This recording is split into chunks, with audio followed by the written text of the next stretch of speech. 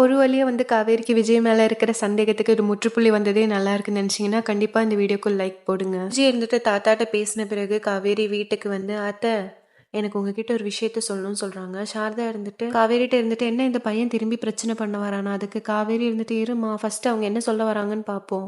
அங்க சோஃபால போய் உட்கார்ந்த உடனே நர்மதா கப்போட வந்துடுறாங்க. காவேரி என்ன நர்மதா கப்போட வர, நீ தான் ப்ராஜெக்ட் ஒர்க் எதுவும் கம்ப்ளீட் பண்ணலையே, அப்புறம் இது என்ன?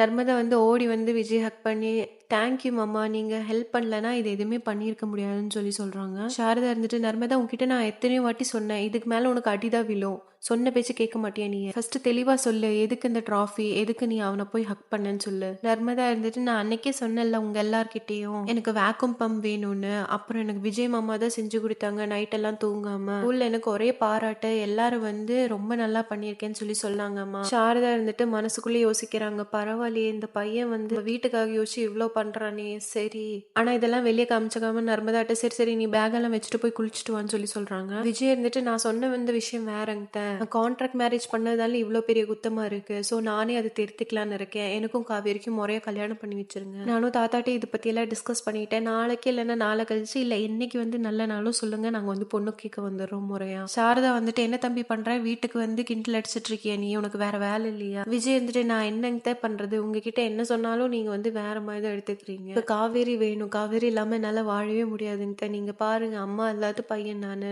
காவேரியை நான் கல்யாணம் பண்ண பிறகுதான் எனக்கு அன்புனா என்னன்னே தெரிய வந்தது. தாத்தா பாட்டியும் என்ன நல்லாதான் பாத்துக்கிறாங்க, ஆனா ஒரு அம்மாவோட பாசம் எனக்கு காவேரி டைம் தான் கிடைச்சது. இதோட இந்த எபிசோட் முடிச்சிருக்காங்க. அடுத்த எபிசோட்ல என்ன ஆகுதுன்னு பொறுத்து